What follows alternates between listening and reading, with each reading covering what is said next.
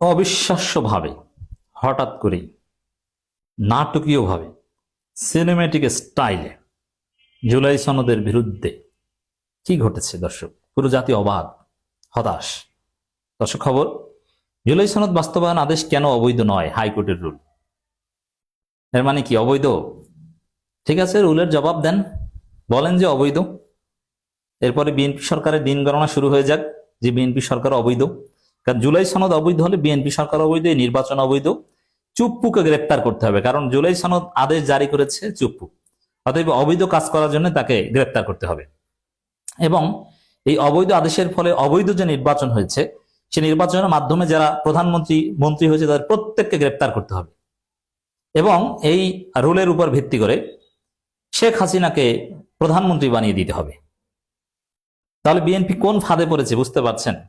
জনগণকে রাজপথে নামতে হবে। বাংলাদেশের হাতে নাই, বিএনপির হাতে নাই। হাসিনা 17 বছর পর 16তম বছরে এসে এই খেলা শুরু করেছিল যে হাইকোর্টের ঘাড়ে বন্দুক রেখে তারপরে খেলছিল কোটা সংস্কার আন্দোলন নিয়ে, যে কোর্ট দেখবে। তারপর হাসিনা জয় বাংলা হয়েছে। আর বিএনপি সংসদের অধিবেশন শুরু হওয়ার আগে একই খেলা খেলে দিল। এবং এখানে বিএনপির চাইতে খেলাটা খেললো ভালোভাবে আওয়ামী লীগ। এই যে হাইকোর্টের যে রুল, জুলাই সনদ বাস্তবায়ন আদেশ কেন অবৈধ নয়, এই আদেশ যে কোর্ট দিয়েছে, এই কোর্টের যে হিয়ারিং হয়েছে, সেখানে আওয়ামীপন্থী প্রভাবশালী আইনজীবীরা সবাই ছিল, বিএনপির মদতপুষ্টরা ছিল, attorney general, deputy attorney general আরো অনেকে ছিলেন। শিশির মনিরা তো শুনানি করেছেনি। তাহলে কি দাঁড়ালো? খেলাটা খেলেছে এখানে মূল আওয়ামী লীগ। এখন কি তাহলে সব অবৈধ? তার মানে তারেক রহমান অবৈধ, মন্ত্রী পরিষদ অবৈধ? এটা তো বলা লাগে না। আপনি জুলাই সনদ আদেশ অবৈধ হলে তো পুরো নির্বাচন অবৈধ, ইউনূস সরকার অবৈধ, শুধু বৈধ হাসিনা ছাড়া সব অবৈধ। অ্যানালজি করেন, আমরা তো আইনের ছাত্র, বুঝি না? প্রেসিডেন্স আছে আইনে, আদালতের রায় প্রেসিডেন্স তৈরি হয়, যদিও এটা রায় না, এটা একটা রুল। এই মানে এই না যে রুল, হাইকোর্ট এই রুল জারি করেছে মানে এটা হয়ে গেছে, তা না। এটা জবাব দিবে মন্ত্রী পরিষদ বা আরো যারা আছে সংশ্লিষ্ট কর্তৃপক্ষ, তারা জবাব দিবে। মানে ইটস আপ টু সরকার কি করবে এটার উপর নির্ভর করে। আর আপনারা জানেন যে আসলে হাইকোর্টের রুল টুল রায়, এটা এগুলোর ফলাফল কি, এটা তো 24-এ দেখেছেন। একটা মজার বিষয়, যে আদেশের মাধ্যমে কোর্ট সৃষ্টি হয়েছে, ওই কোর্ট ওই আদেশের বিরুদ্ধে, মানে নিজের জন্মদাতা বাপকে নিয়ে প্রশ্ন তোলা যে তুই জন্ম দিছো কিনা। বুঝতে পারছেন এটা কত বড় আত্মঘাতী সিদ্ধান্ত? তা আমার যেটা মনে হয় যে এই রুলকে যদি বিএনপি প্রশ্রয় দেয়, এটার উপর ভিত্তি করে যদি নাটকীয়তার চেষ্টা করে, তাহলে ধরে নেবেন যে এখানে বিএনপির কোনো স্বাধীনতা নাই, বিএনপি পুতুল। আসলে খেলছে ভারত। জনগণকে রাজপথে আসা ছাড়া কোনো উপায় নেই। এই পলিটিক্যাল বিষয় কোর্টে নিয়ে যাওয়া, এটা চূড়ান্ত নোংরামি, এটা ভারতের খেলা। এজন্য বিএনপি যদি এই রুলের পক্ষে থাকে, বিএনপির লোকজন কি আচরণ করে এটা একটু খেয়াল করবেন। বিএনপি যদি খুশি হয় যে না, আদালত রায় দিয়েছে, রুল জারি করেছে, রুলের জবাব দেব, রুলের জবাব যদি কার্যকরভাবে না দেয়, মানে বিএনপি যদি এটাকে প্রশ্রয় দেয় এক কথায়, তাহলে বুঝতে হবে যে বিএনপি স্বাধীন নয়, নিরুপায়। এই যে পররাষ্ট্রমন্ত্রী কাকে বানিয়েছে, এটাও যেরকম তারেক রহমান জানতেন না, এরকম রুলের জবাব কি হবে ওটাও তারেক রহমান জানবেন না। ওটা ওই যারা বিএনপি ক্ষমতায় বসিয়েছে তারা। এটা হচ্ছে ওই নির্বাচন কোন রকম একটা হোক, মানে ইউনূস যাওয়ার পরে বিএনপি কে ফেলে দেওয়া কোনো ব্যাপার না, তারপরে আওয়ামী লীগকে আবার এনে দিব। এই যে ভারতীয় একটা দর্শন, একটা চিন্তা, সেই চিন্তার ইমপ্লিমেন্টেশন হচ্ছে এটা। অতএব বাংলাদেশে কি ঘটেছে আপনি চিন্তা করেন একটু, মহা অঘটন ঘটেছে। অতএব এখন জাতির সামনে রাস্তা একটাই, রাজপথে নেমে যাওয়া, রাজনৈতিকভাবে বিষয়টা মোকাবেলা করা। এটা আদালতের কোনো বিষয় না, এটা পলিটিক্যাল বিষয়। রাজনৈতিকভাবে বিষয়টা ডিল করতে হবে। প্রথমে জামাত এনসিপি প্রধানমন্ত্রীর সাথে মিটিং করবে, যদি কোনো ফলাফল না আসে জুলাই সনদ বাস্তবায়ন করতে হবে, ক্লিয়ার কথা। এটা নিয়ে তালবান হবে, কিসের সংসদ সব বাদ, রাজপথে নেমে যান। এখন এখানে বিভিন্ন মোটিভ থাকতে পারে। যে ডিপ স্টেট বিএনপি কে ক্ষমতা এনেছে, তাদের একটা উদ্দেশ্য থাকতে পারে যে দেশ চালাবো আমরা।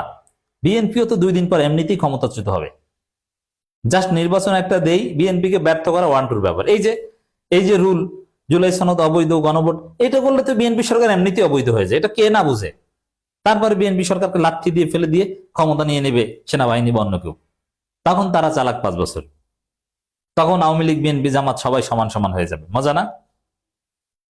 তো বিএনপি যদি এটা হয়ে থাকে, আসলে যদি এই কোর্টের রায়ের ফলে বা এই ধরনের রুলের ফলে অনিবার্যভাবে যদি বিএনপির ক্ষমতা চলে যায়, বিএনপির হাত থেকে ক্ষমতা চলে গেলে মনে রাখবেন যারাই ক্ষমতায় আসুক, কারণ ইউনূস সরকারের আমলে যদি ইউনূস চলে যেত তখন ইউনূসের চাইতে ভালো কেউ আসতো, কিন্তু এখন বিএনপির হাত থেকে যদি ক্ষমতা চলে যায়, আমি আবারও বলছি এই রুল, এটা বিএনপির যারা আছেন তারা মনে করবেন না যে এটা আপনাদের পক্ষে, না, আপনাদের ক্ষমতা অবৈধ হয়ে যাচ্ছে।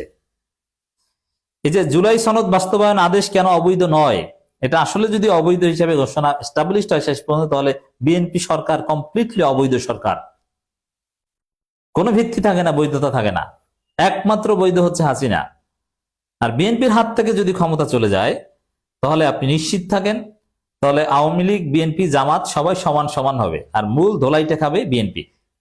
কারণ যাদের হাত থেকে ক্ষমতা যায় প্রথম মাইটটা খায় তারা। যেমন আওয়ামী লীগের হাত থেকে যখন ক্ষমতা গিয়েছে, আওয়ামী লীগ ডলা খেয়েছে।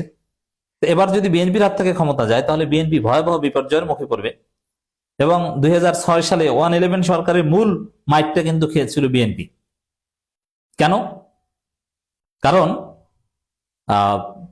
মূল মাইটটা খেয়েছিল বিএনপি, কারণ বিএনপি সরকারের হাত থেকে 111 সরকারের হাতে ক্ষমতা গিয়েছে।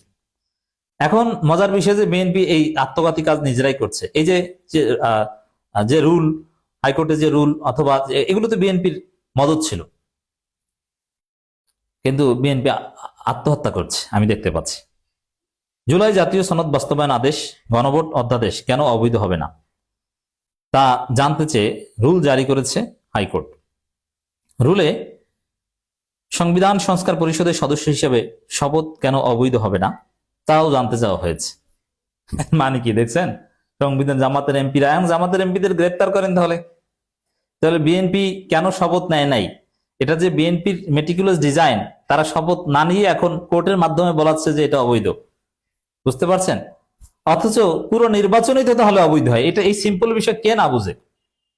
জুলাই সনদের উপর ভিত্তি করেই তো নির্বাচন, মানে নিজেদের স্বার্থে যতটুকু আছে ততটুকু বৈধ, আর বাকিটা অবৈধ, আর জনগণ আঙ্গুল চুষবে নাকি? না, এতে আসলে জিততে পারবে না কোনো পক্ষই। প্রাথমিকভাবে জিতবে ওই যারা তৃতীয় পক্ষ, যারা ক্ষমতা নিতে চায় তারা ক্ষমতা নিয়ে নেবে বিএনপির কাছ থেকে, আর চূড়ান্ত ভাবে জনগণকে রক্ত দিতে হবে। আবার দেশ একটা অস্থির পরিস্থিতির দিকে যাচ্ছে, সব হিসাব নিকাশ এলোমেলো হয়ে যাচ্ছে, আমরা দেখতে পাচ্ছি। মঙ্গলবার বেলা 11টার দিকে বিচারপতি রাজিক আল জলিল ও বিচারপতি মোহাম্মদ আনোয়ারুল শাহিনের হাইকোর্ট বেঞ্চ এ রুল জারি করেন।